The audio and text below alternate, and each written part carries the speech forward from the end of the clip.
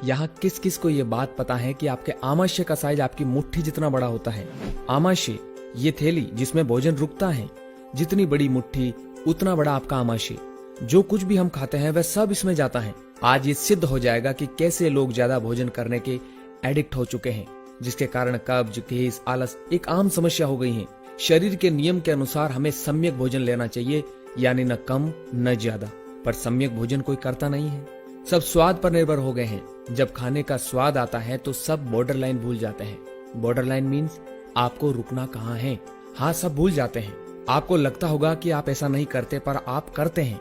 हमने इसका परीक्षण किया है। हमने 10 लोगों के लिए स्वादिष्ट भोजन तैयार किया और 10 लोगों को एक साथ भोजन करवाया। 10 में से किसी एक ने भी सम्यक भोजन नहीं किया, सबने पेट भरकर भोजन किया, यानी बॉर्डर लाइन क्रॉस। आप कहेंगे ये क्या पागलपन है भाई, भोजन को तो पेट भरकर ही खाया जाता है। जब तक मन नहीं भरेगा तब तक भोजन को कैसे रोक सकते हैं। देखिए, आपको आपकी बॉर्डर लाइन के बारे में पता होना जरूरी है। सम्यक भोजन के बारे में पता होना जरूरी है।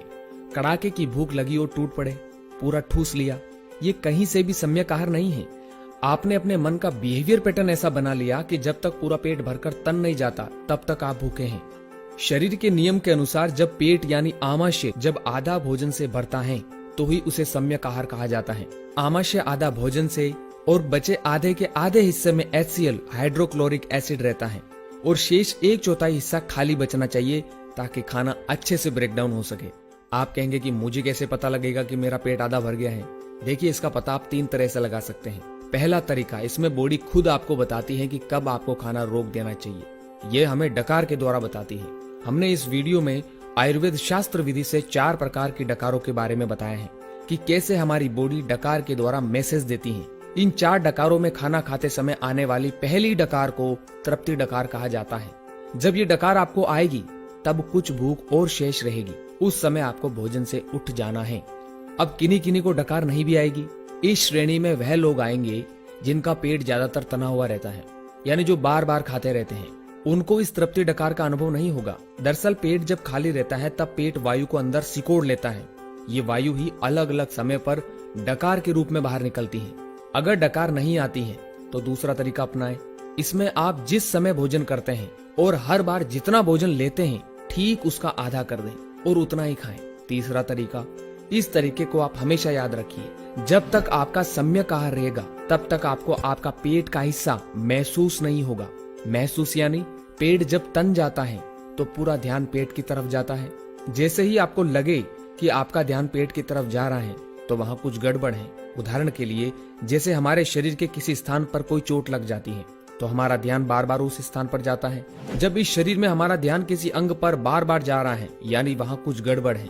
जहाँ गड़बड़ होती है बार बार ध्यान उस ओर जाएगा ही।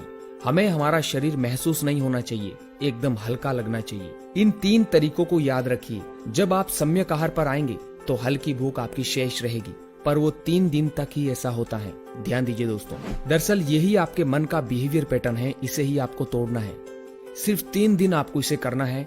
3 दिन बाद सम्यक आहार में ही आपको तृप्ति का एहसास होगा। आपको इससे हर तरह से लाभ मिलेगा। यह अनुभव का ज्ञान है। कब्ज और आलस ये 2 बड़े शत्रु सम्यक आहार से दूर रहते हैं। सम्यक आहार का एक और मापदंड है, जब वह नींद लेकर उठेगा तो होश के साथ उठेगा, आलस्य से मुक्त होकर उठेगा। योगियों के इंद्र गोरक्षनाथ जी ने कहा कि जो अपने भोजन को दृढ़ कर लेते हैं तो निद्रा उनकी दासी हो जाती है। ऐसा व्यक्ति आलस से मुक्त हो जाता है।